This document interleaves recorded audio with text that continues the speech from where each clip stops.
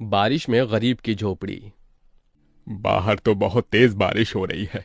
अब मैं मजदूरी कैसे करने जाऊंगा? बाबा, आप रुक जाइए। मौसम बहुत ज्यादा खराब है। मुझे तो समझ नहीं आ रहा। ये दिन पर दिन मौसम खराब होता जा रहा है। अगर ऐसे ही चलता रहा तो मजदूरी नहीं कर पाऊंगा और घर में खाने को एक दाना तक नहीं आ पाएगा। तभी बहुत तेज आंधी तूफान चलता है। अरे देखो जरा देखो, कितनी तेज तूफान चल रहा है। अरे महेश बेटा, तू झोपड़ी के ऊपर तिरपाल तो लगा कर आया था ना? हाँ बाबा, लगा दी थी तिरपाल। और उसके ऊपर तूने ईंटें रखी थी या नहीं? बाबा, ईंट रखना तो मैं भूल गया।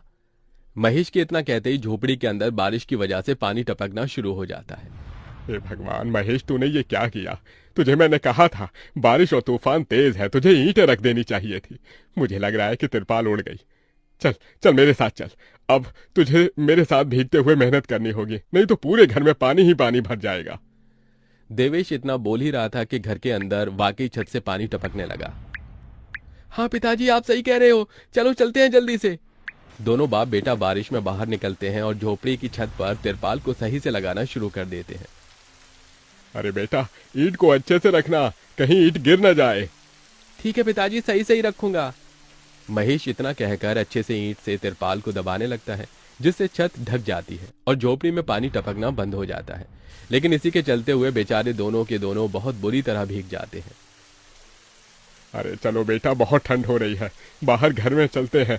चलो, बरसात में मौसम बिल्कुल ठंडा हो गया है। हाँ पिताजी, आपने बिल्कुल सही कहा, चलिए। जब दोनों बाप बेटा घर के अंदर आ जाते हैं तो मेघा उन्हें सूखा कपड़ा देती है और अपना शरीर पोंछने के लिए कहती है।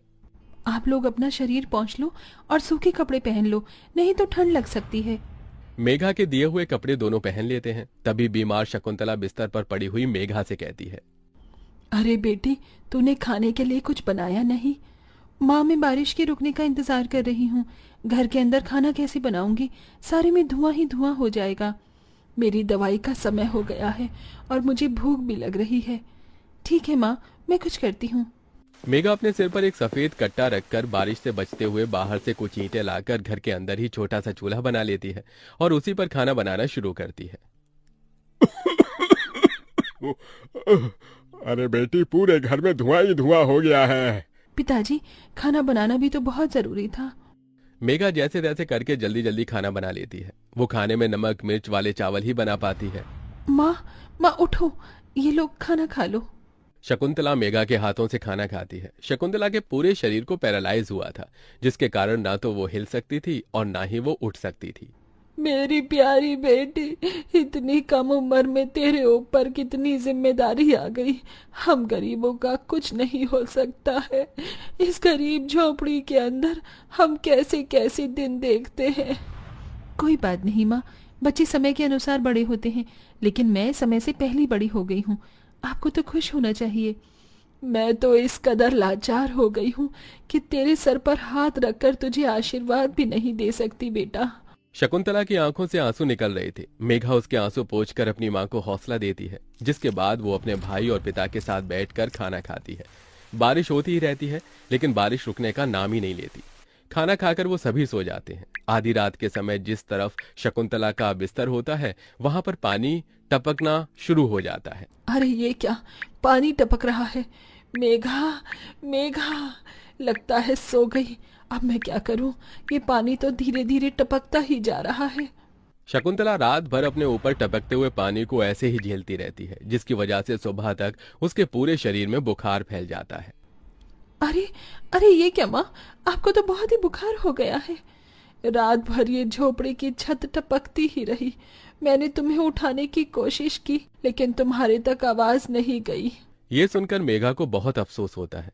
वो सूखे कपड़ों पर अपनी मां को सहारा लगाकर लिटा देती है और उनके कपड़े भी बदल देती है। लेकिन तभी अचानक से गांव में बाढ़ आ जाती है। अरे, अरे ये क्या हो, यहाँ तो पानी भर रहा है। अरे लगता है गांव में बाढ़ आ गई है। अरे हम लोग क्या करें? अरे बेटा महेश,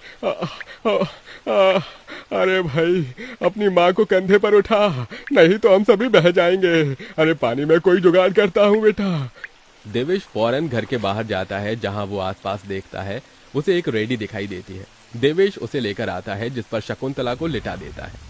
अरे चारों तरफ पानी ही पानी हो रहा है। हमें अब यहाँ से जाना होगा, नहीं तो पानी में हम डूब जाएंगे। तभी अचानक से उनकी झोपड़ी पानी में डूबकर बह जाती है। हमारी झोपड़ी चली गई। बेटी, अब हमें भी यहाँ से चलना होगा। तुम्हारी माँ को यहाँ से किसी ऊंचे स्तर पर लेकर जाना होगा।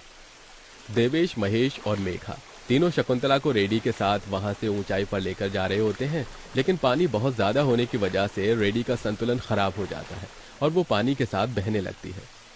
पिताजी, पिताजी, माँ रेडी के साथ पानी में बहते हुए जा रही हैं। हे भगवान, अब हम लोग क्या करें?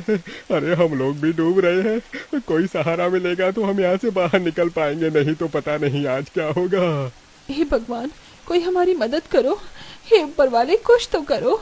तभी मेघा को एक बड़ी सी लकड़ी का सहारा मिलता है। वो उस लकड़ी के सहारे अपने पिता और भाई को भी बचा लेती है, जिसके बाद वो तीनों लकड़ी के सहारे तैरते हुए एक ऊंचे स्तर पर पहुंच जाते हैं, जहां पर काफी लोग होते हैं। हे भगवान, मेरी 8 साल की बेटी थी, कहीं नजर नहीं आ रही। इस बाढ़ के कारण वो पता नहीं कहाँ पानी के साथ ही बहती चली गई। वहां सभी अपने परिवार को लेकर दुख में थे और यहाँ मेघा, देवेश, महेश तीनों शकुंतला के लिए फूट फूट कर रोने लगे थे। मेरी माँ पता नहीं कहाँ चली गई, पता नहीं किस हाल में होंगी वो। क्या वो अभी जिंदा होंगी या नहीं? तुम ये कैसी बातें कर रही हो? हौसला रखो, सब कुछ ठीक हो जाएगा। माँ वापस आएंगी। ये देखो, सरकारी लोग हमारी मदद कर रहे हैं, बिछड़े हुए परिवार के सदस्यों को ढूंढ कर ला रहे हैं। महेश, मेघा और देवेश तीनों शकुंतला की राह देखते ही रह जाते हैं, लेकिन सरकारी आदमियों को भी शकुंतला की न तो लाश मिलती है और न ही उसका कोई अता पता, जिसके कारण अब उन्हें यही लगता है कि शकुंतला दुनिया में नहीं रही। इतनी बारिश हो रही है, माँ का तो कुछ पता नहीं। अब हमें हमारे लिए कुछ करना होगा। तुम सही कह रही हो बेटी, अब हमें कुछ न कुछ तो करना ही होगा। देवेश और महेश दोनों बाप बेटे जंगल से लकड़ियां इकट्ठी करके वहां झोपड़ी बनाने की कोशिश करते हैं, लेकिन बार बार बारिश के पानी की वजह से उनकी झोपड़ी बन ही नहीं पाती। बारिश बहुत जोरों से हो रही है, मैं यहाँ वहाँ से पन्नियाँ इकट्ठी करती हूँ। मेघा पन्नियां इकट्ठा करती है और उन्हें जोड़कर तैयार करती है, जिसे वो अपने पिता और भाई के ऊपर रखकर उन्हें बारिश से बचाने की कोशिश करती है। और इसी के चलते महेश और देवेश झोपड़ी बना लेते हैं और उसमें वो सब रहने लगते हैं। चलो, हमने जैसे तैसे करके अपने लिए मजबूत झोपड़ी तो बना ली। काश माँ और मिल जाती तो अच्छा होता। मेघा अफसोस करते हुए रो रही थी कि तभी उसे झोपड़ी के बाहर से अपनी माँ की आवाज आती है। मेघा, महेश, कहाँ हो तुम दोनों? मेरे बच्चों, कहाँ हो तुम दोनों? मेघा, ये तो माँ की आवाज है। मेघा जैसे ही झोपड़ी के बाहर आती है, वो बारिश में भीगते हुए अपनी माँ को खुद अपने पैरों पर चलकर आते हुए देखती है। माँ, अब चल सकती हो, आप हिल सकती हो, अब खड़ी हो सकती हो। ये सब कैसे हुआ? ये तो एक चमत्कार है। बहते बहते पता नहीं मैं कहाँ पहुँच गई थी और बेहोश हो गई थी। जब होश आया तो हाथ पैर अपने आप काम करने लगे थे। फिर तुम्हें ढूंढते हुए यहाँ तक आ गई। ये भगवान का चमत्कार ही था। हमारी झोपड़ी भी टूट गई। भैया और पिताजी ने दोबारा झोपड़ी बनाई है और इस बार बहुत मजबूत झोपड़ी है। एक बूंद भी नहीं आ रहा अपनी झोपड़ी के अंदर। माँ, चलो, हम सब एक साथ पहले की तरह रहेंगे।